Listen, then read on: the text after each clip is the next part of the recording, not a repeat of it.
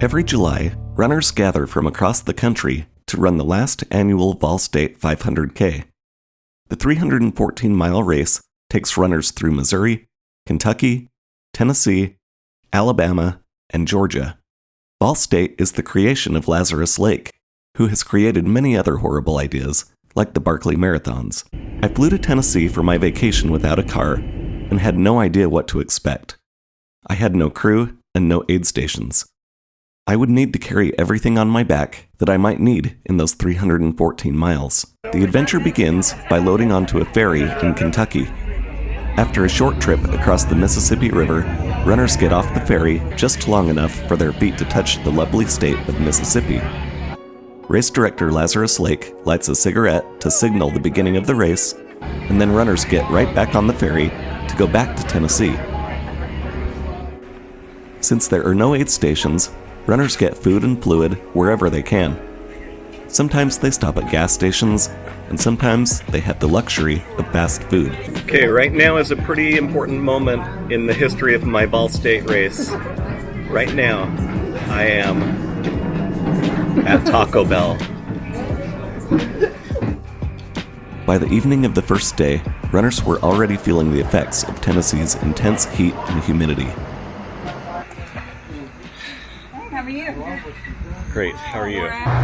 The heat I experienced on day 2 wrecked me physically, mentally, and emotionally.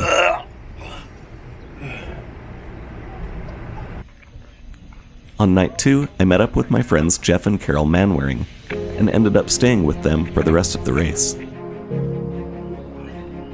Jeff and Carol used a baby stroller to carry most of their supplies. There is some running in the first few days of the race, but eventually almost everyone degrades to walking, and crawling, and crying. Along the way, we came across lots of road angels. Some people put a cooler of drinks in their front yard for runners. Some people pulled up and gave us popsicles or fruit. And some people sat on their front porch cheering when people passed by. Terry, why do you... We got caught in 3 huge flash floods during the race. The first downpour was on day 3. Then we were caught in another storm the next night. Did it suck? Well, yes. Yes, it did. Sometimes we slept in a motel room for a few hours. Sometimes we slept on the side of the road. Sometimes we slept on church porches. And one time we took a little nap inside a post office in the middle of the night. 5 days into this little adventure, my feet were on fire and had given birth to a colony of blisters. Right now I'm at mile 181 of the Vol State 500K. My feet have been driving me crazy. So I didn't know what to do. I've been fighting it for days. So finally, I decided after we left the hotel about 30 minutes ago, I decided that I was just going to leave my foot pain there in the motel and not bring it out on the course with me anymore. So now my feet don't hurt anymore. That night, I witnessed one of the most beautiful sunsets I've ever seen. It was like someone had spilled a palette of watercolors across the sky.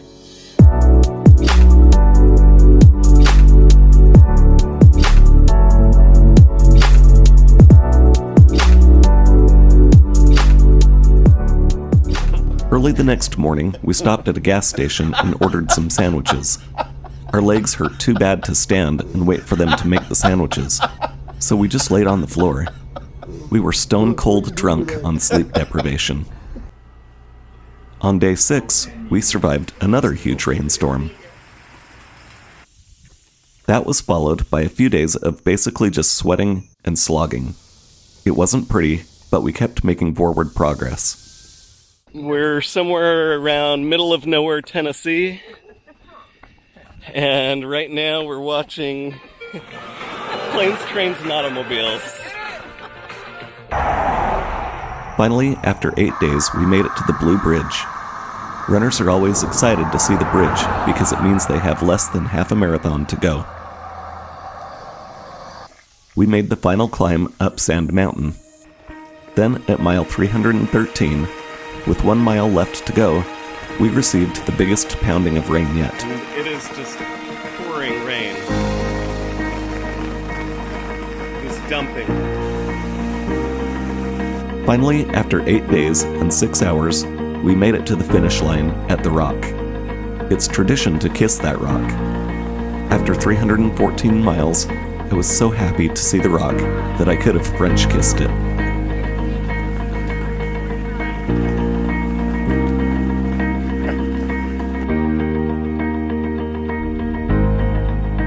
As I flew home from Tennessee, I thought a lot about what I had learned during the Ball State 500K. I was reminded about the kindness of strangers. I was reminded that people are intrinsically good. I was reminded of the power of friendship. I was reminded that we can accomplish seriously extraordinary things when we put our minds to it. I was reminded that at the end of the day, family is what matters most. They are the ones who will love you, even when you're smelly, wearing ugly slippers, and have gigantic bags under your eyes.